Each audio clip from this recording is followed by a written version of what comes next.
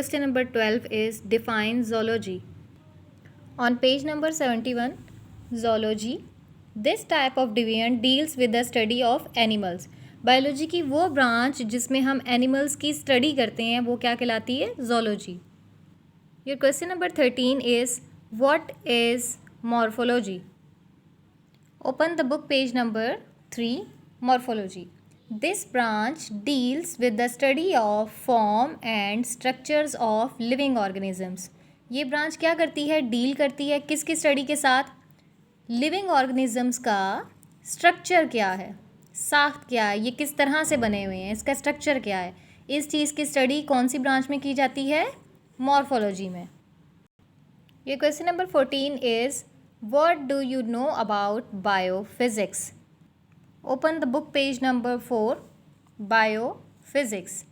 It deals with the study of principles of physics which are applicable to biological phenomena.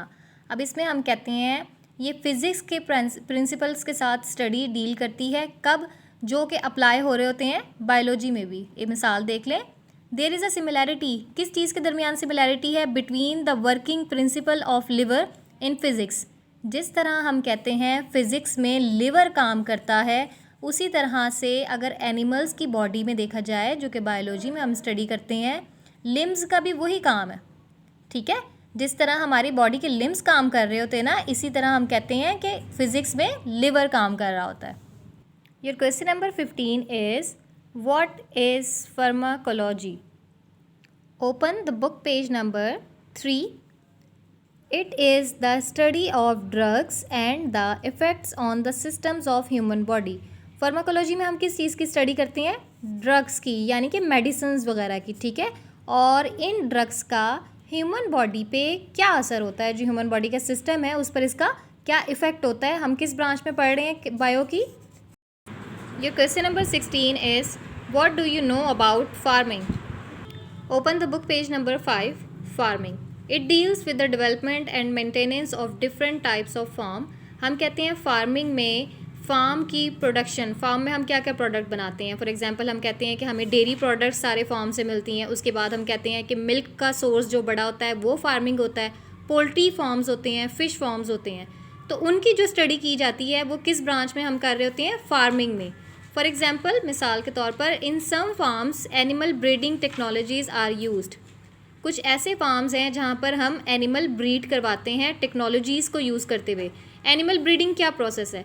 जिसमें हम ये करते हैं कि एनिमल को ऐसे बड़ा किया जाता है, उनको ऐसी मेडिसिन्स के थ्रू बड़ा किया जाता है, ये ऐसी न्यू टेक्नोलॉजीज़ यूज़ की जाती हैं जिससे एनिमल की प्रोडक्शन ज़्यादा हो, उसमें प्रोटीन हमें ज़्यादा मिले, उसमें से हमें मिल्क सोर्सेज ज़्यादा मिल रहे हों. In poultry farms chicken and eggs are produce. Poultry farms में हमें क्या मिलता है? चिकन मिल रहा होता है, उसके साथ एग्स भी प्रोड्यूस होते हैं. सिमिलरली इन फ्रूट फार्म्स में हम क्या करते हैं? डिफरेंट फ्रूट्स, प्लांट्स को ग्रोस करवाते हैं जिससे हमें मुख्तलिफ़ किस्म के फ्रूट्स हासिल होते हैं. A student who has gone through the professional course of agriculture. वो स्टूडेंट्स जिन्होंने एग्रीकल्चर का कोर्स किया हो, एनिमल हस्बेंड्री का कोर्स किया हो या फिशरीज़ का कोर्स किया हो, वो फार्मिंग के प्रोफेशन को अडॉप्ट कर सकते हैं. Your question number 17 is what do you know about fisheries? Open the book page number 5. Fisheries is the professional study of fish production. Fish की प्रोडक्ट को कैसे बेहतर बनाया जा सकता है, उस चीज़ की स्टडी हम किस में कर रहे होते हैं? फिशरीज़ में. There are departments in Pakistan में ऐसे बहुत से डिपार्टमेंट हैं जहाँ पर बहुत ज़्यादा एम्प्लॉयज़ इसमें काम कर रहे हैं. ये क्या करते हैं? यहाँ पर इसकी क्वालिटी और क्वांटिटी किसकी? फ़िश की प्रोडक्शन की, उसको बढ़ाते हैं. In Pakistan this profession can be adopted. Pakistan में इस प्रोफेशन को अडॉप्ट किया जा सकता है आफ्टर द बैचलर की स्टडी के बाद और master level study of zoology and fisheries. या तो हम उसे जोलॉजी में पढ़ें और या फिर फिशरीज़ में पढ़ें, तो हम इस प्रोफेशन को अडॉप्ट. ये question number 18 is write the names of Muslim scientist who contributed their efforts in biology. There are many Muslim scientist who contribute to the study of science. Some of them are Jabir bin Hayyan, Abdul Malik Asmai, Bo Ali Sina.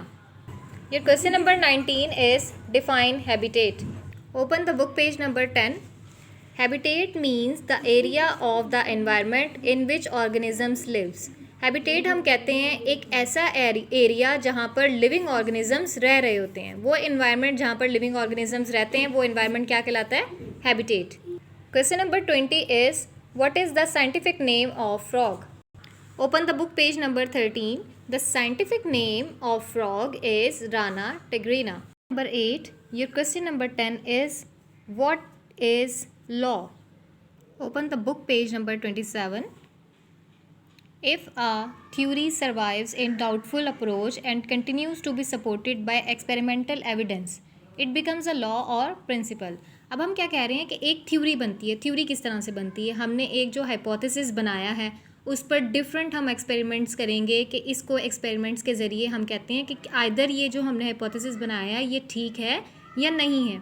तो जो हम experiments के इस process से गुजर रहे होते हैं उस एक्सपेरिमेंट के प्रोसेस में हम ये कहते हैं कि वो हम जब जितने साइंटिस्ट होंगे एक्सपेरिमेंट ज़्यादा करते जाएंगे, हमें अच्छे रिजल्ट मिलते जाएंगे, तो वो कहते हैं कि ये हाँ ये जो चीज़ है ना ये ठीक है. उस पर वो डिफरेंट एक्सपेरिमेंट करेंगे.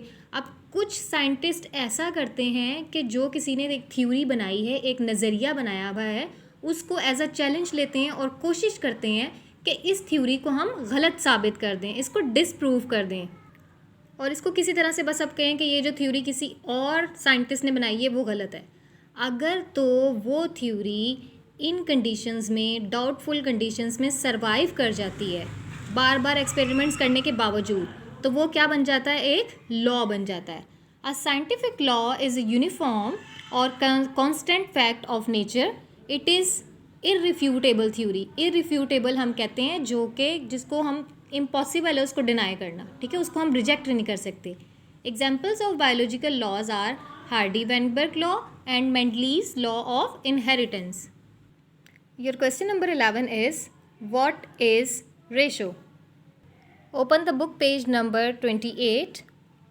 When a relation between two numbers, for example a and b, is expressed in terms of quotient a dash b, it is called the ratio of one number to other.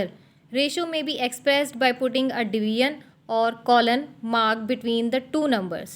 For example, the ratio between 50 malarial patient and 150 normal persons is 1:3. Ratio क्या है? दो चीज़ के दरमियान हम कहते हैं कि हमने अगर बात की है कि मलेरिया के अगर मलेरिया के पेशेंट 50 हैं, जिसमें से 150 टोटल थे, जिसमें से 50 क्या हैं? मलेरिया के पेशेंट हैं. तो इसकी रेशो कैसे आ सकती है? 50 के अगर 3 पार्ट्स लिए जाएं, 50 + 50 + 50, तो कितना बनता है? 150. तो इसकी रेशो क्या आ जाएगी? 1/3. तो कॉलन का साइन इसमें लगे.